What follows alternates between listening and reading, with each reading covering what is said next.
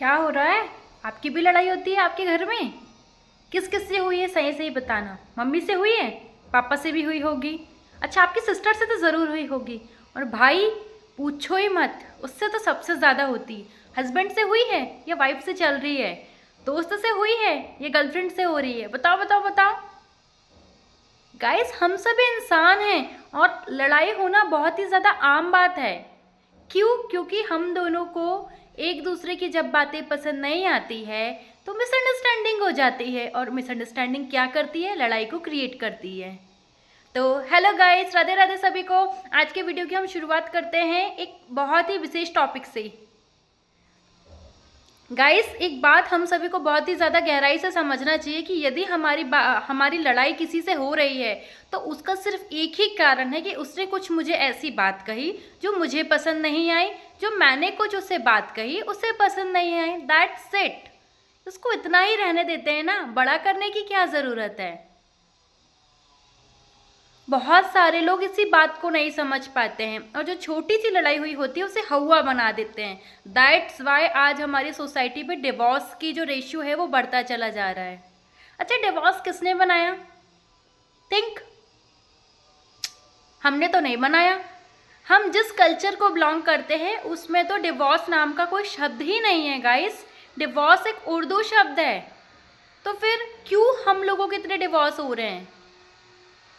उसका सबसे बड़ा कारण ये है कि हम जिस सोसाइटी पर रहते हैं वहाँ, देखिए मैं सबसे पहले क्लियर कर देती हूँ, ना बात लव मैरिज की हो रही है ना बात अरेंज मैरिज की हो रही है, बात सिर्फ हो रही है डिवोर्स की। ठीक है, तो लव मैरिज में भी बंदे या बंदे की बात नहीं जमती है, उन लोगों की आपसी आपसी सहमति से वो लोग अलग हो जाते तो भी उसे ही डिवोर्स कहा जाएगा। और अरेंज मैरिज में भी या लड़का या लड़की की नहीं जम रही है, वो लोग अलग होते तो भी उसे डिवोर्स कहा जाएगा। राइट?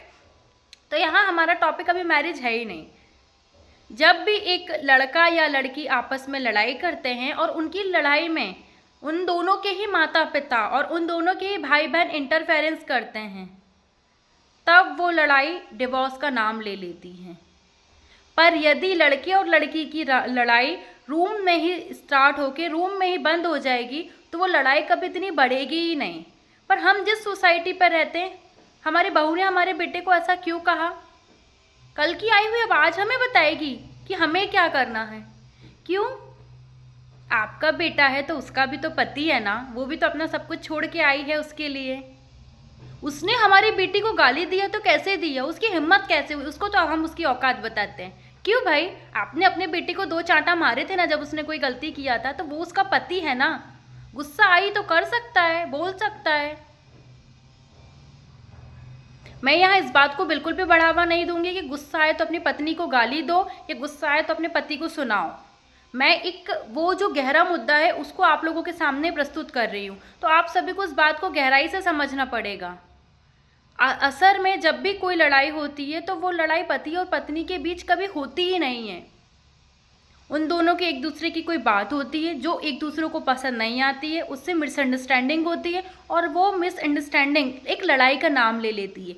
उसको ख़त्म किया जा सकता है, पर असल में वो बात घर के लोगों को पता चलती है तो वो उसको बढ़ा देते हैं।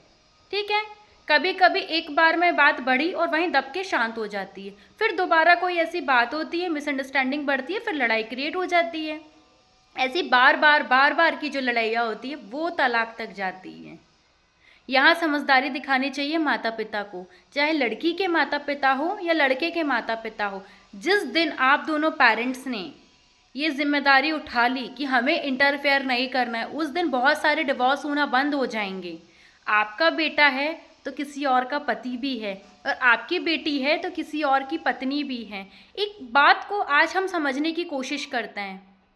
आपने जन्म दिया है तो आपका बेटा है तो ऑब्वियसली आपका हक ज़्यादा होगा, आपकी बेटी है तो भी आपका हक ज़्यादा होगा।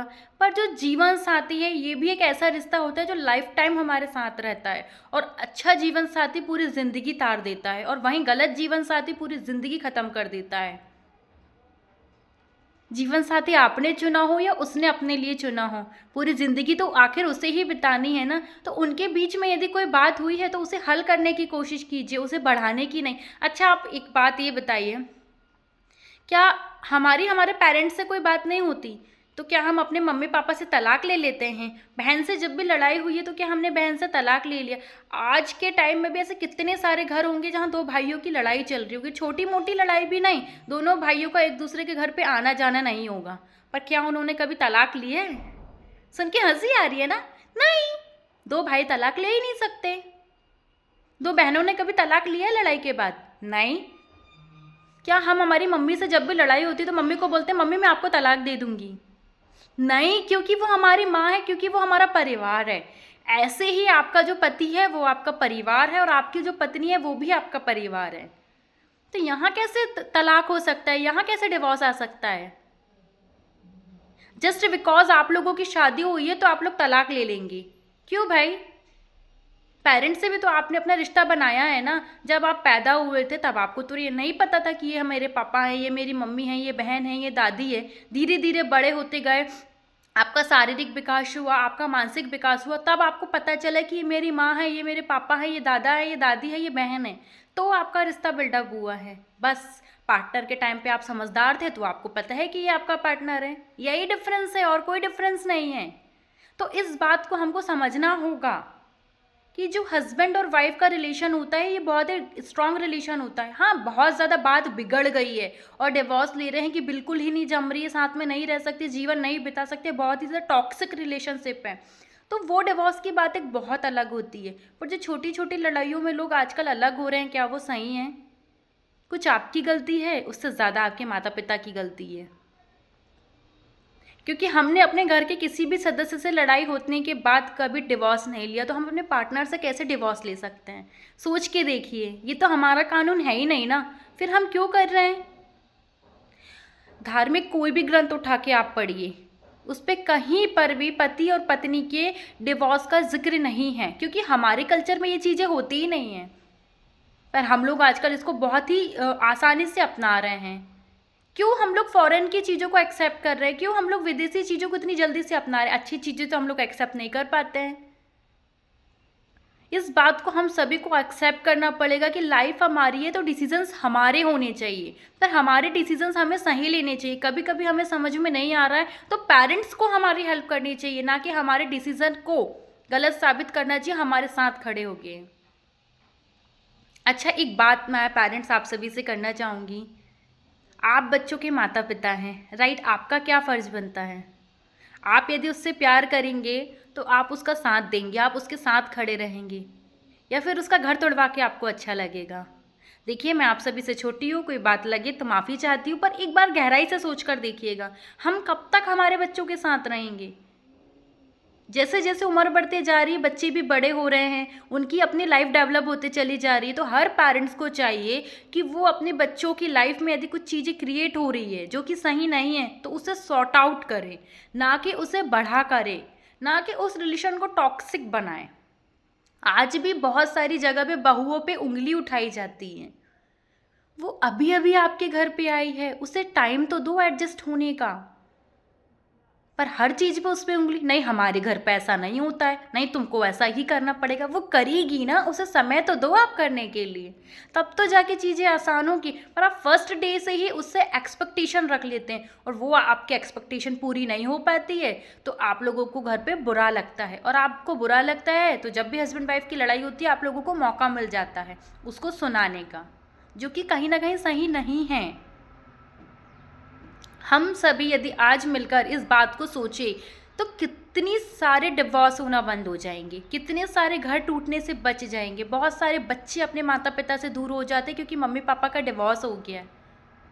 कोई मम्मी के साथ रहता है तो उसको पापा का प्यार नहीं मिल पाता, कोई पापा के साथ रहता है तो उसको मम्मी का प्यार नहीं मिल पाता, और नुकसान तो बच्चों का होता है ना। तो यदि एक माता पिता सही डिसीज़न ले ले तो बहुत सारी लाइफ बच सकती है, संवर सकती है। अच्छा, एक बात, इस बात को हम एक उदाहरण से समझते हैं। अच्छा, लाइफ में सबसे पहले कौन सा रिश्ता बना होगा? सोच के देखिए, एक माँ का या एक पत्नी का? जब भोलेनाथ की शादी माता गौरा से हुई थी तो सबसे पहले इन दोनों का पति पत्नी का रिश्ता बिल्डअप हुआ था। इसके बाद ही गणेश भगवान आए थे, तो गौरा माँ जननी बनी थी उनकी, तो वहाँ से माँ का और एक बेटी का रिश्ता बिल्डअप हुआ था, राइट? गणेश भगवान एक आदर्श पुत्र साबित हुए, तो वहाँ से एक अच्छे बेटे का रिश्ता बना है। तो हम सभी को समझना होगा कि ये जो पति और पत्नी का रिश्ता होता है लाइफ टाइम के लिए होता है। अच्छा, कभी ये बात आपने सुनी हो कि हमने अपने माँ बाप से कहे मम्मी पापा आपके साथ तो हमारे साथ 7 जन्मों का है। नहीं ना, ये बात सिर्फ पार्टनर्स के लिए क्यों होती है? क्योंकि ये वो एक अनोखा रिश्ता है जो ऊपर वाले ने हमें आशीर्वाद देकर दिया है। तो इस बात को गहराई से समझते हैं। घर पे यदि लड़ाई हो रही है तो उसको सॉर्ट आउट करते हैं, बेटे बहू का रिश्ता बचाते हैं, बेटी को अपने दामाद के साथ रहने देते हैं। और जोर से बोलो राधे राधे।